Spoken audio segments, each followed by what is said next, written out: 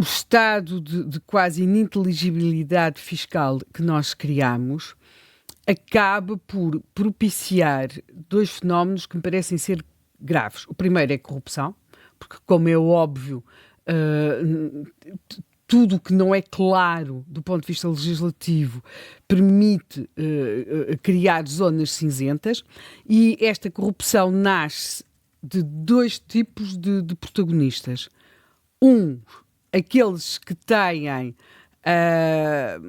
capacidade para perceber os precipícios fiscais, não é? Os interstícios da lei, e depois os outros, e estes são claramente os mais poderosos e os que têm acesso a melhor informação nesta área, e depois temos os outros, que são os protagonistas que estão na parte média inferior da escala, que são os que já muitas vezes simplesmente estão dispostos a corromper alguém para que lhe diga o estratagema possível para resolver a sua situação.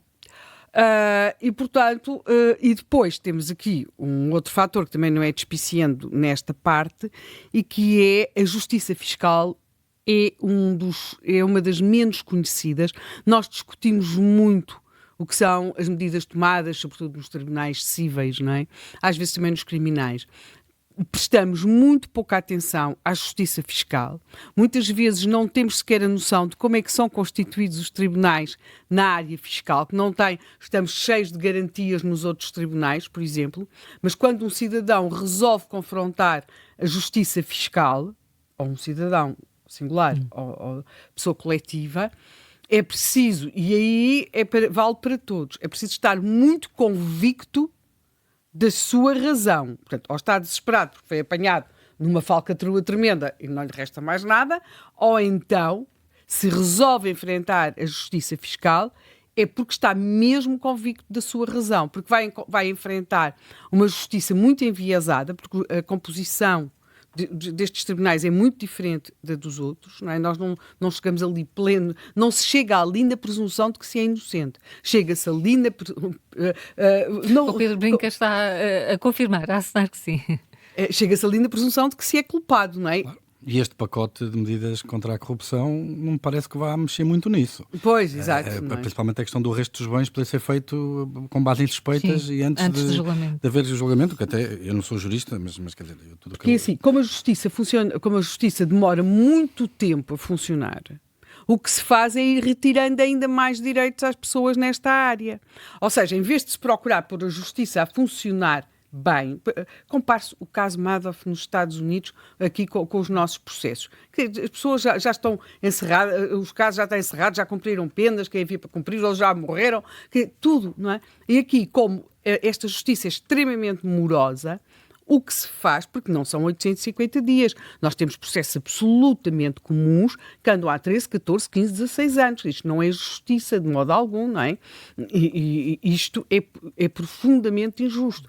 Logo, aquilo que temos nesta área é uma situação muito anómala e, como eu estava a dizer, quando o cidadão resolve enfrentar esta justiça fiscal, é porque está mesmo convicto de que tem razão, porque ela é extremamente cara, pode durar o tempo que durar, e, portanto, estamos numa situação de disfunção na democracia. Portanto, acho que isto é uma parte complicada onde o regime democrático não funciona como deveria ou como se esperaria. E depois temos uma outra coisa que me parece ser, geralmente chama-se isto iliteracia financeira, mas eu imaginaria mais qualquer coisa tipo um imaginário Disney sobre o dinheiro. E que é que sempre que se fala de impostos e quando existe uma imagem na cabeça das pessoas que é, está ali aquele dinheiro, vai-se buscar aquele dinheiro, não sei quantos milhões, pois são sempre imensos, não é? E vai, por exemplo, quando aparece uma taxa, porque isto pode-se fazer com as taxas, a taxa disto vai ser aplicada ali. E na cabecinha das pessoas, como nos desenhos animados, havia, quando eu era criança, os desenhos animados tinha umas aves que comiam para lá uns milhos, não é? E tiravam-se umas espigas de milhos e bicavam aquilo tudo e saía exatamente o mesmo número de grãos de milho do outro lado. Ora, isto não é rigorosamente assim. Portanto, esta ideia de que, para já, que há sempre um sítio onde ir buscar dinheiro, uma imagem politicamente até com referências reais, e depois esta ideia de que aquele dinheiro sai diretamente dali para resultar em benefício dos que têm menos. Para já não é assim. Muitas vezes a própria máquina e o que se vai perdendo é como no regadio, como na água, não é? Quando se dizia que a maior parte da água, hoje felizmente não é assim, a maior parte da água captada acabava por ser perdida no sistema de rega, não é? Sobretudo na agricultura, a parte fiscal, e não só, temos a própria máquina do Estado acaba por absorver no seu próprio funcionamento, e por isso é que também é importante que esse funcionamento seja mais eficaz, boa parte daquilo que é, de facto, coletado. E aqui eu gostaria, para lá disto, nós temos depois uma espécie de funcionamento a retalho. Há muitos anos, muitos anos, quando se começou a lutear o litoral, era então o chefe de governo António Oliveira Salazar, e como sabe, Portugal desenvolvia um notável esforço de guerra em diferentes territórios. António Oliveira Salazar dizia que Portugal não estava à venda, e houve um arquiteto paisagista, figura muito importante nas questões da conservação da natureza em Portugal, Carlos do Amaral, e ele diz, não, Portugal pode não estar à venda por grosso, mas está a retalho. E portanto, e é um pouco, por causa, tinha a ver com aqueles luteamentos, não é? Por grosso, Angola, Moçambique não estava à venda, mas a retalho depois estaria. E aquilo que nós temos aqui é um funcionamento a retalho. Nós todos os anos, isso já foi aqui referido, temos sempre aquele número na discussão do orçamento de medidas que vão ter impacto. Nós, aliás, já aqui até já o referimos, boa parte do orçamento para o próximo ano parece que já está feito, não é? Porque, foi sendo aprovado na Assembleia da República. Mas há algo para o qual Rui Baleiras, da unidade, que chefia a Unidade Técnica de Apoio Orçamental, veio chamar a atenção, não era tanto a questões de natureza fiscal, mas também se lhe aplica. Ele referia isto a propósito de medidas que são tomadas para a administração pública. Isto até se prendia um pouco com a questão dos aumentos salariais, isto tinha a ver com a administração pública. E que ele refere, e diz isto numa entrevista que deu à CNN e que me parece ser muito interessante.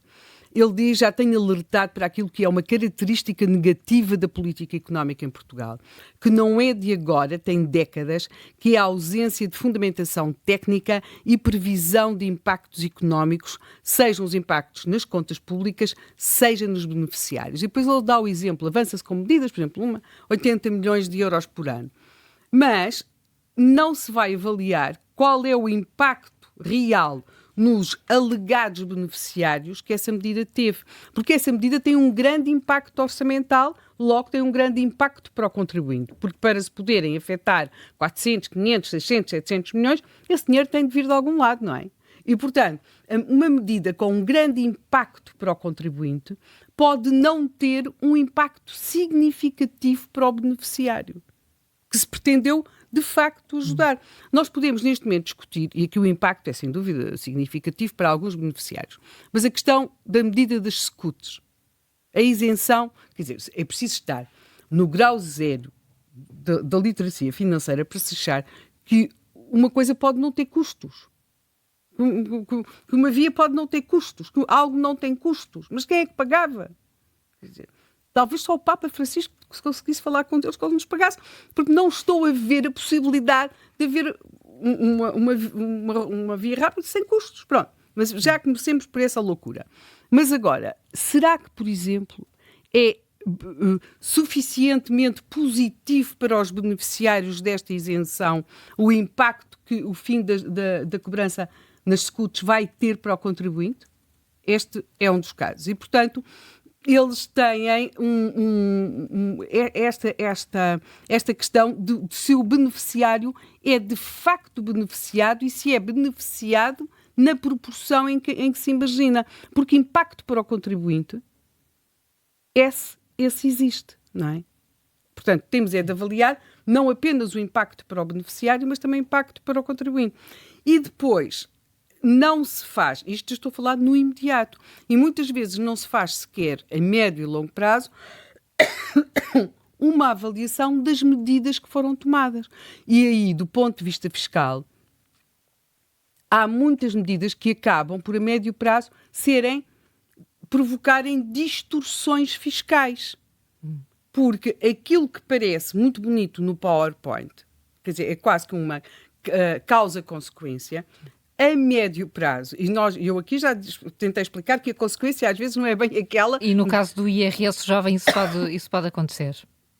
Haver uma distorção? Não sei. Agora, queria só referir uma coisa. Não sei. Eu percebo que há uma grande preocupação em fixar aquele grupo. Queria chamar aqui uma questão que tem sido referida da questão da inconstitucionalidade ou da constitucionalidade de